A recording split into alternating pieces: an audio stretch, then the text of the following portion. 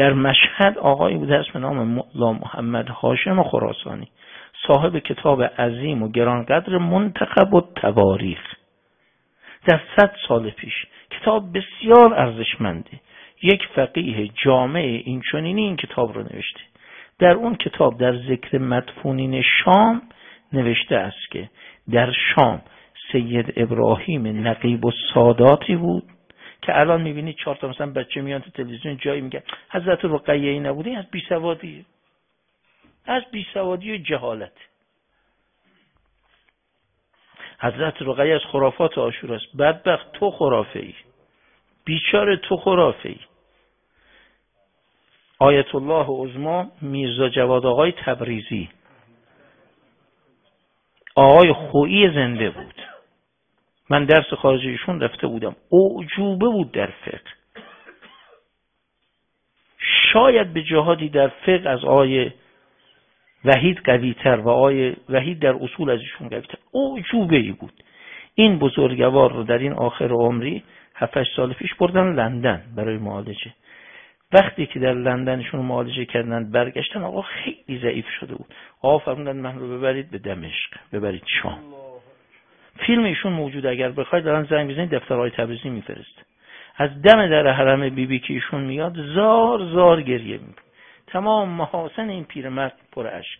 یکی از خبرگزاری های عرب میاد بلافاصله میره خدمت آقا، عرض میکند که چه میفرمایید نسبت به زیارت این 3 ساله؟ فرماد نحنو نتقرب الی الله به زیارت هذه المظلومه الصغیره الشهیده و زار زار میگرید. بعد یک بحث علمی قوی اونجا تو همون حالتی که گریه میکنن در اثبات وجود حضرت رقیه میکنن و میفرمایند که شکی در وجود ایشون نیست و من تقرب میجویم از این مسیر، برگشتم بیام اینجا سرم رو بر آستان این 3 ساله بسایم.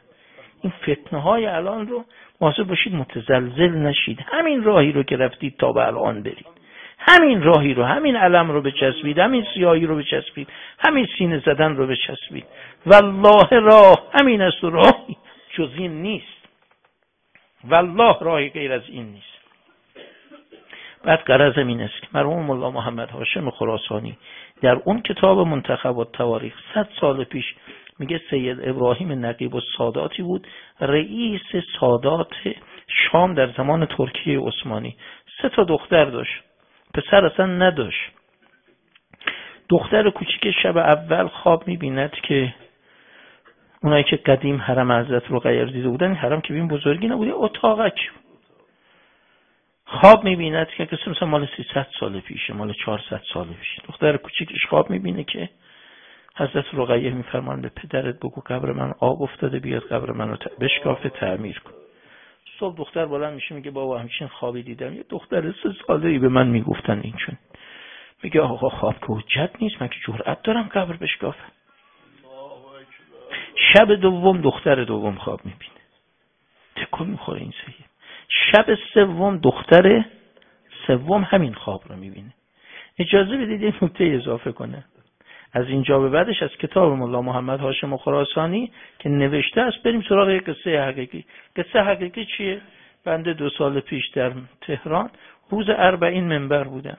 از منبر که اومدم پایین سوار ماشین شدم برم یک جای دیگری، دیدم یکی از دوستان ما که معاون وزیر پشت سر ماشین ما داره میدوه اشاره میکنه که صبر کنیم. صبر کردیم و اومدیم پایین. راننده گفتیم صبر کنیم میایم پایین.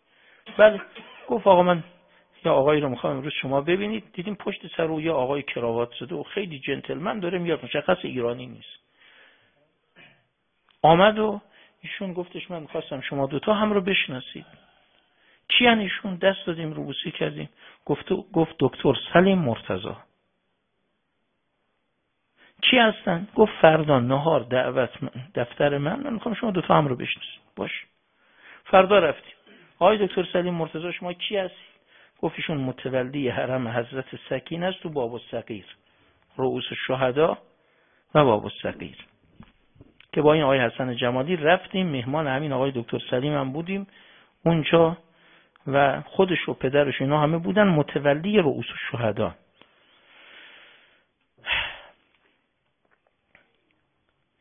گفتم شما متولی حرم حضرت چی هستید؟ پسر عموت متولی حرم حضرت رقیه است؟ گفت بله. گفت اون آقای متولی حرم حضرت زینبم اون پسر عموی دیگر. گفتم شما از نسل سید هاشم نقیب و ساداتید؟ گفت بله. یعنی من با نسل همین آقای سید هاشم میهمانشون بودم. آقای جمالی و دوستان اشاق الحسین هم بودن، شاهد بودن. اتفاقا رفتیم تو سرداب و حالا بماند. ایشون خودش دکترای الکترونیک از امریکا و بنده همین قصه را از ایشون مصاحبه گرفتم که آقای قندی دارد مصاحبهش. به انگلیسی باش مصاحبه کردیم و به عربی و اصل قصه رو گفتم این قصه ای که مرحوم مولا محمد هاشم خراسانی در کتاب منتخب التواریخ نوشته میخوام از خودتو بشنوم، به مال جدته. گفت بله درسته، جد ما پسر نداشته، 3 دختر داشته.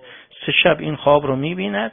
این متحیر زمان خلیفه عثمانی بوده، از شام از دمشق بلند میشه میاد ترکیه، در استانبول خواسته بره سراغ خلیفه که اجازه نبش قبر بگیره. خب چجوری برم سراغ خلیفه تو قصدش؟ تو خیابون کالسکه خلیفه که میرفته، کالسکه سلطنتی، این سید میاد وسط خیابون دراز میکشه، ایست میزنه و خلیفه میگه چیه؟ میگن این سید دراز کشیده وسط خیابون. برش ببینیم چی میگه پیرمرد. میگه چطور این کارا چیه؟ میگه قصه اینه، من رئیس سادات و نقیب و سادات شامم، 3 دختر من این خوابو دیدن، شما اجازه بدید نامه می‌نویسه به والی شام که اختیار این بقعه با این سید هر کار می‌خواد بکنه. مرحوم مولا محمد هاشم در کتاب منتخب التواریخ نوشته، این نوادش هم میگفت ایشون میاد غسل میکنه، قبر رو میشکافن، میبینن بله بدن نازنین یک دختر 3 ساله. ایشون بدن رو، این پیرمرد سید 70 ساله بدن رو برمی‌داره روی پاش میگذاره. 3 شبانه روز تعمیر قبر ادامه داشته. این سید نه میخوابیده، نه غذا خورده، نه آب خورده، فقط گریه میکرده. منتخب التواریخ می نویسد که موقع نماز فقط بدن نازنین بیبی رو روی پارچه تمیزی میگذاشت، نمازش که تمام میشد از سلام علیکم 2 مرتبه میگذاشت روی پاش و گریه میکرد. اثر این شد که بعد از این که قبر بیبی رو تعمیر کردن و او رو در قبر، بیبی رو در قبر گذاشتن و قبر رو بستن، این سید در 70 سالگی خدا بهش پسر داد و الان تمام این نسل اینها از اوین. و آقا ما دیدیم در سوریه، یعنی بنده حامد رضای معاونیان در صبح جمعه مکتب الرضا اعلام میکنم که الان در سوریه از نسل اون سید بچه‌های زیر 15 سال که تکلیف نشدن، اگر کسی مریض باشه، سردرد باشه، دست بهش بزنن خوب میشه، به خاطر اینکه جدشون در 300 سال قبل این بدن 3 ساله رو 3 روز روی پاش گذاشت. گفتن این سید قش کرد. مثلا چرا قش کردی آقا لحظه اول؟ تو من گمان میکردم که این عزیز رو، این نازنین رو کفن کردن، حالا که از میشود که میبینم در پیراهن خودش کرد.